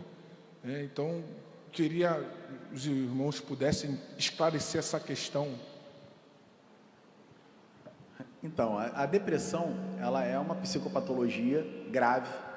É considerada hoje o que a gente chama de doença, o mal do século, como as pessoas falam. São várias as portas de entrada de uma depressão. Desde um trauma, a uma ansiedade generalizada, a uma deficiência hormonal. Você tem desde questões físicas até questões sociais e emocionais. É difícil dar um diagnóstico de saber o que é. O que a gente pode dizer à luz da Bíblia é que aquilo que a gente conversou aqui é o equilíbrio. Isso pode ser, mesmo a pessoa lendo a Bíblia, mesmo a pessoa tendo a sua vida espiritual estruturada, mesmo ela sendo usada por Deus na sua obra, ela pode ter, por exemplo, uma deficiência hormonal. Fisicamente ela não está bem, ela não está produzindo algum neurotransmissor, algum hormônio fundamental para essa saciedade integral dela. E aí ela se pega naquele momento de êxtase do louvor, por exemplo, muito bem, de maneira, como se ela se sentisse abraçada efetivamente. E quando ela sai daquilo, é como se ela voltasse a uma realidade dela. Por quê? Quando você faz algo que você gosta muito, o teu corpo também reage. E aí, novos hormônios vão ser colocados. E uma coisa vai acabando equilibrando a outra. Então, a grande questão é você buscar essa satisfação, esse bem-estar nos diversos níveis da sua vida. Se no espiritual está indo bem, começa a olhar para o relacionamento. O que está acontecendo? É casamento? É filho? É pai? É algum trauma do passado? É um perdão que precisa ser liberado? O relacionamento está ok, vamos para o trabalho. O que está acontecendo nesse relacionamento de trabalho? Ela é uma pessoa frustrada, ela é uma pessoa que criou grandes expectativas na sua vida e não conseguiu alcançar essas expectativas, ou ao contrário, é uma pessoa sem expectativa, sem perspectiva. É um mapeamento, e isso o pastor, no aconselhamento pastoral, eu falo isso para os alunos em aconselhamento, eu falo muito isso em psicologia também. Qual é a diferença da ação psicológica para a ação pastoral? A ação psicológica, ela te confronta, a ação psicológica, ela te faz buscar e enxergar a você mesmo. A ação psicológica, ela tenta fazer com que você se mexa no sentido e na direção do teu bem-estar. Relacionamentos mais saudáveis, que você fique melhor. Como ela faz isso? Simplesmente te confrontando e te fazendo enxergar caminhos. Qual caminho é melhor, qual caminho é pior? Você vai designar, e ele não vai emitir juízo de valor sobre isso. Isso quer dizer o seguinte, eu vou dar um exemplo muito aquém aqui, mas se o uso de drogas te faz bem, o psicólogo ele pode simplesmente falar para você, olha, talvez esse não seja o melhor caminho, mas isso me faz bem, isso me sacia. Ele vai ser, vamos dizer assim, ele pode chegar ao ponto de ser conivente com você. Bem, se é isso que te sacia, se é isso que te faz bem, ok. O conselheiro cristão não. Como o pastor Ronaldo e o pastor Trota falou muito bem. O conselheiro cristão, ele tem uma obrigação de te dar o melhor caminho. Só que esse caminho não sai da cabeça dele. Esse caminho sai da palavra de Deus. Então, quando vem uma questão como essa, a primeira coisa que tanto um como o outro vai fazer é buscar um diagnóstico, entender aonde está aquele problema, para a partir daquele problema, então, ele começar a agir, seja através de uma psicoterapia, seja através de medicamentos, porque às vezes a pessoa, simplesmente com uma terapia ou com um aconselhamento, não vai resolver o problema dela. Ela precisa tomar, por um tempo, aquele medicamento, para que haja um equilíbrio e que ela aprenda a conviver com aquele equilíbrio.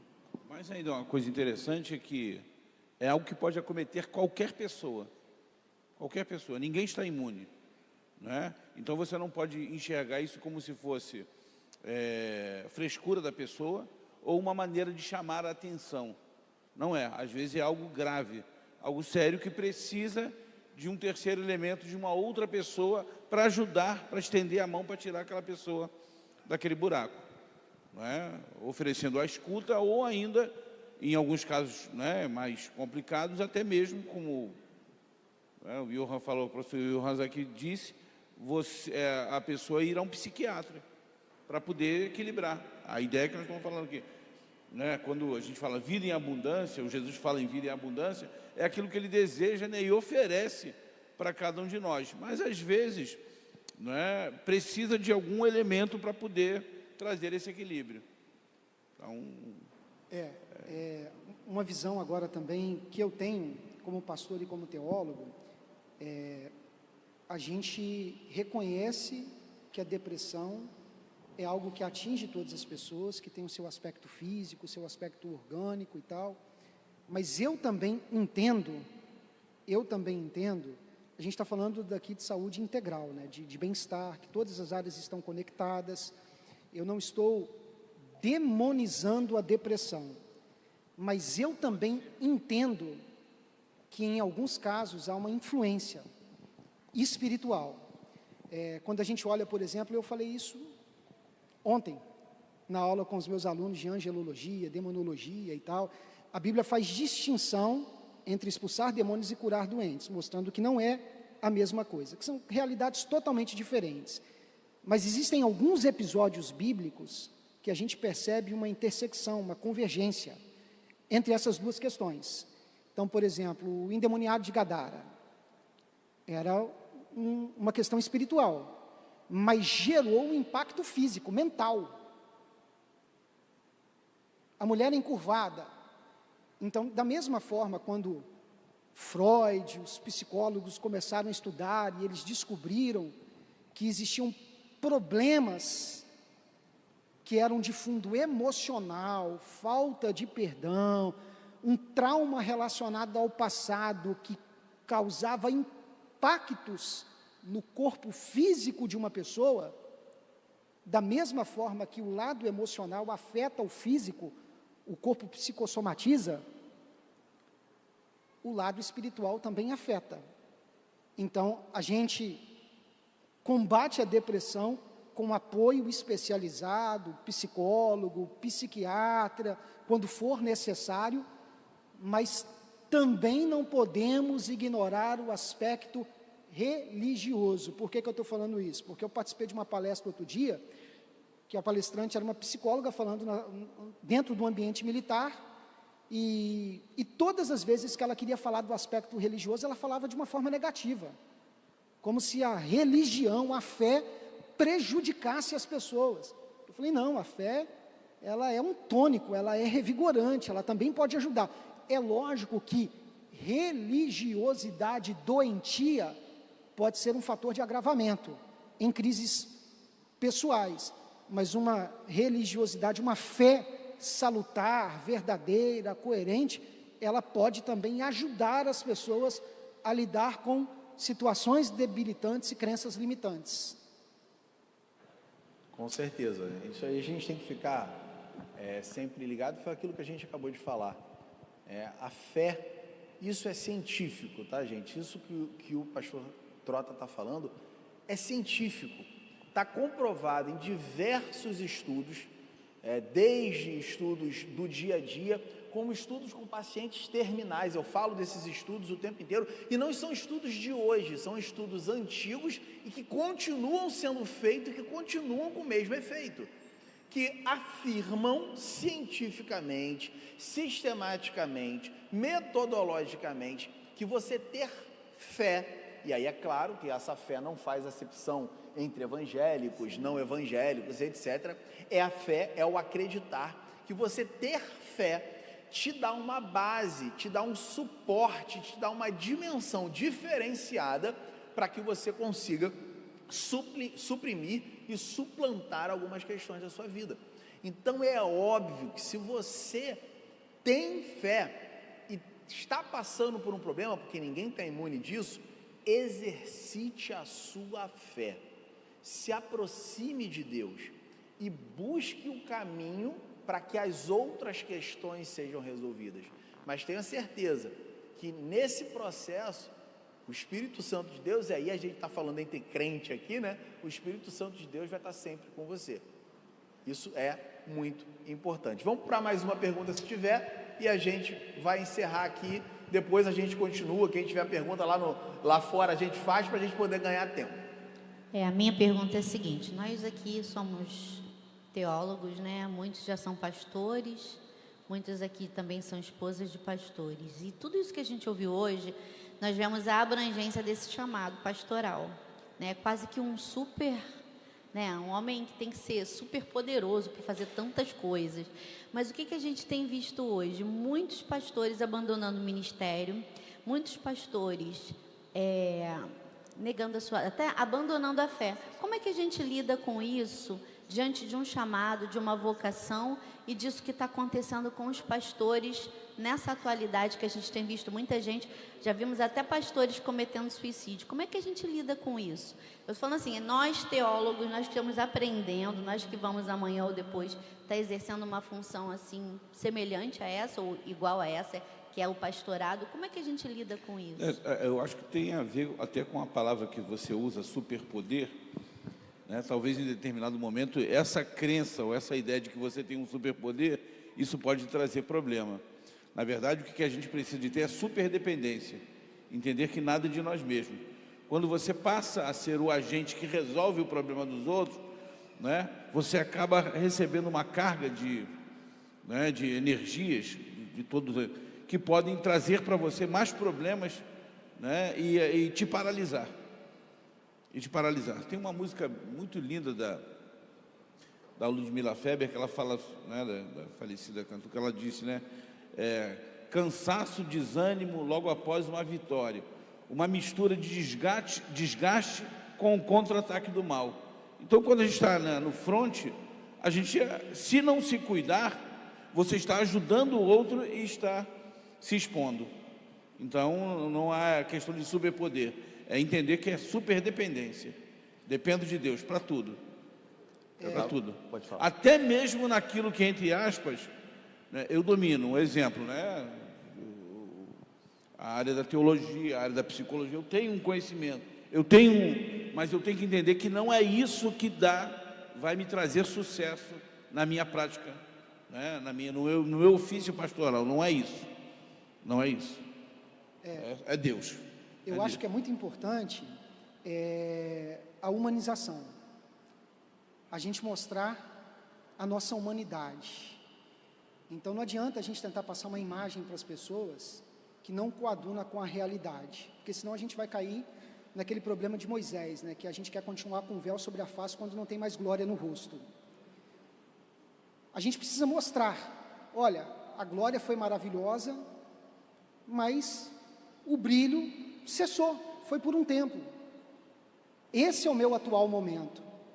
Então é ser verdadeiro, é ser íntegro, e eu acho que pastores, líderes religiosos que possuem a capacidade de apresentar a sua humanidade, seus dilemas, suas tensões, suas dificuldades, isso é algo extraordinário. E aí eu vou falar por mim. porque eu vivi isso que você perguntou, né? Recentemente, numa das aulas, eu pude compartilhar um pouquinho a minha história com alguns alunos. Eu fui criado na igreja, comecei a pregar desde novo, com 10 anos de idade, me casei, casamento perfeito, com uma filha de pastor, fui ordenado a pastor muito jovem, tive uma filha, 1 ano e 6 meses cuidando dessa filha, até que aos 30 anos de idade, eu descobri que eu não era o pai.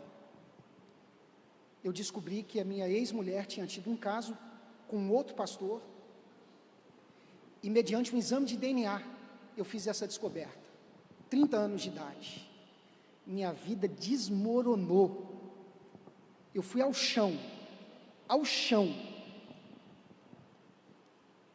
nesse período, ao chão, eu procurei extrair força da fraqueza, sem saber o que eu ia fazer da minha vida. Eu abri o computador, vi uma propaganda de um concurso para capelão da Marinha. Eu tinha acabado de completar 30 anos de idade, o concurso dizia que tinha que ser com 30 anos de idade.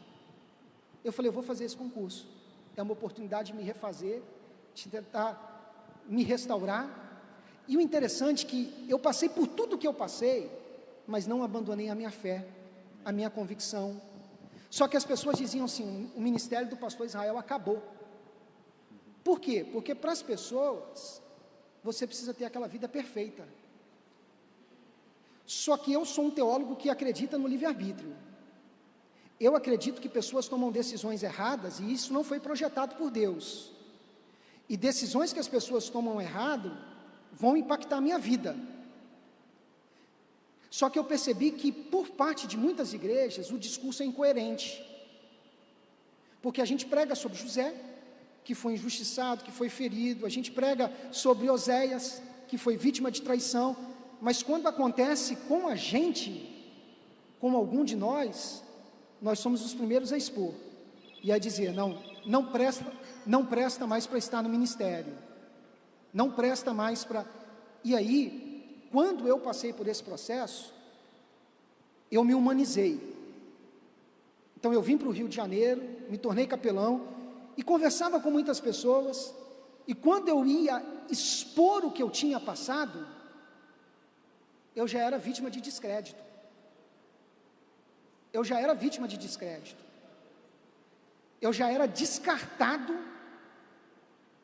sem que as pessoas... Vamos olhar a história desse rapaz. Esse rapaz, ele pode ter sido injustiçado. Dia 1º de abril de 2015, eu tive o momento mais difícil da minha vida, que era descobrir por um exame de DNA que eu não era o pai de uma criança que eu tinha cuidado e que já estava com 1 ano e 6 meses. Tive que entrar com um processo de remoção de paternidade, algo muito doloroso. Então, quando eu ia apresentar o que eu tinha passado para as pessoas, eu já era descredibilizado, porque a gente vive num período que é tanto um 7-1, é tanto pastor, obreiro, desleal e tal, só que às vezes as pessoas nem queriam conhecer a minha história, e eu já era descartado. Aí o que eu fiz?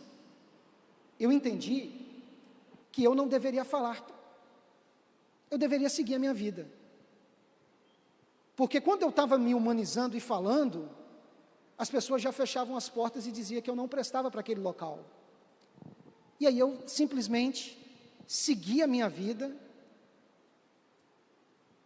e foquei em projetos, em realizações, me humanizei para as pessoas que eram próximas, que eram amigos, que conheciam a minha dor. Passei por um processo de reconstrução e restauração. E aí depois disso tudo, né, o que eu sofri aos 30 anos de idade, quando a minha vida quebrou ao meio, hoje eu olho para trás, assim como José, que olhou para os seus irmãos e falou, foi Deus que me trouxe para o Egito. Era necessário tudo isso. Hoje eu entendo que era necessário tudo aquilo que eu passei, porque a Bíblia diz, a gente prega sobre isso, mas na hora de colocar isso na prática é difícil. Todas as coisas cooperam para o bem daqueles que amam a Deus. A nossa dor coopera, o nosso sofrimento, a nossa angústia. A gente só não pode desistir no meio do processo, ainda que sejamos desacreditados. a gente tem que dizer como Jó, eu sei que o meu Redentor vive, vou continuar a minha história. Hoje eu entendo que o nascimento da minha filha é o ponto de virada. Por isso que eu sou tão apaixonado pela Liz, e por isso que eu entendi que a minha filha era um marco na minha vida, porque hoje eu posso tocar nessas questões, eu posso contar o meu testemunho de peito aberto, e quando eu falo isso, eu toco pessoas que estão passando por problemas reais, problemas semelhantes. Às vezes a gente quer passar aquela imagem do comercial da margarina, todo mundo com dente ali, igual do Firmino, né, branquinho, um café da manhã, corpos sarados, aquela coisa maravilhosa. Só que a nossa vida não é assim, a gente enfrenta problemas. E a nossa igreja está cheia de pessoas enfrentando problemas, então a gente precisa se humanizar e dizer, ei, você que está sofrendo, eu também sofro.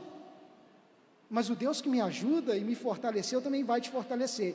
Então um bom caminho para isso é a gente se humanizar e parar de querer passar aquela imagem idealizada, porque entre o ideal e o real existe uma diferença muito grande, e a nossa fé, ela deve tocar no nosso real.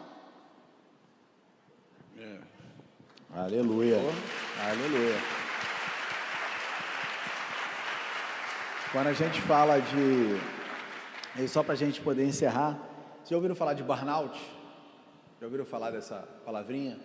Essa palavrinha está muito na moda, né? Burnout é o adoecimento dentro do ambiente de trabalho, o adoecimento na realização do seu trabalho.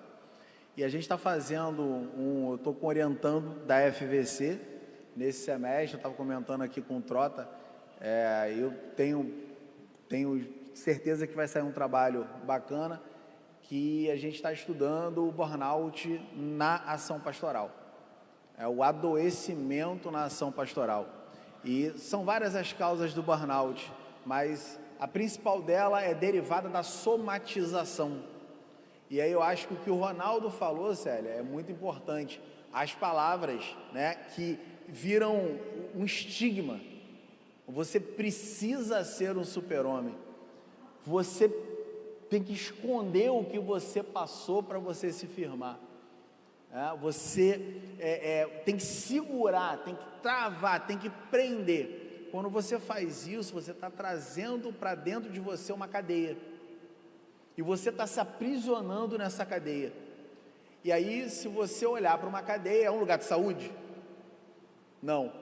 É um lugar de sofrimento, é um lugar de cárcere e é um lugar de morte. Então a gente precisa entender que o pastor também precisa de ajuda. A gente precisa entender que o pastor, assim como cada um de nós, é ser humano. Por isso é tão importante que vocês assumam, e aí quando eu falo vocês, eu falo nós como um todo, assumam um papel de que você tem uma missão da onde Deus te colocou. E que o pastor não é super-homem para resolver todos os problemas. Porque o que a gente mais vê dentro da igreja hoje, infelizmente, é assim: fulano está com problema, fala com o pastor. Pastor, você não viu isso? Pastor, você não viu aquilo? Mas pastor, você não vai tomar uma providência? Pastor, você não vai fazer nada? Pastor, você está matando o seu pastor, meu irmão. Desculpa ser eu o portador dessa mensagem, mas tu está matando um homem de Deus.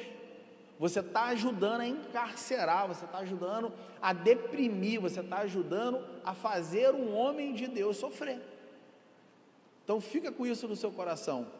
Humanização. Empatia, eu gosto muito dessa definição, Trota. Muito mais, a galera que já teve aula comigo sabe do que eu vou falar aqui.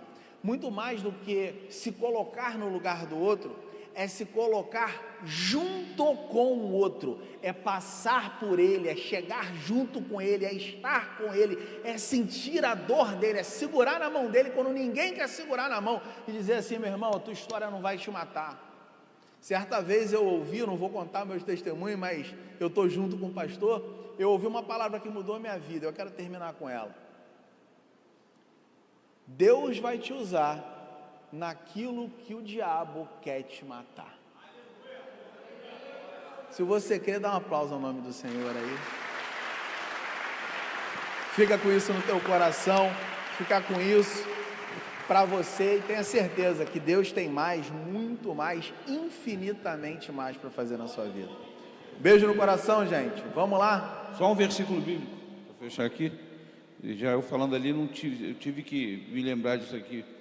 2 Coríntios capítulo 1, versículos 3 e 4 diz: Bendito seja o Deus e o Pai de nosso Senhor Jesus Cristo, o Pai das misericórdias e o Deus de toda a consolação, que nos consola em toda a nossa tribulação, para que também possamos consolar os que estiverem em alguma tribulação, com a consolação que nós mesmos somos consolados por Deus. Por isso que você entende hoje qual é o propósito de ter passado por isso, porque hoje você pode dar respostas a pessoas que também estão passando por essa mesma situação ou situações semelhantes, não é? Deus, Ele tudo que Ele faz é perfeito, mesmo que a gente não entenda, não é? O caminho de Deus é perfeito, mesmo que a gente às vezes não entenda o que está acontecendo, né? Deus, ele faz as coisas de maneira certa, no tempo certo, para nos direcionar, né? Para nos dar.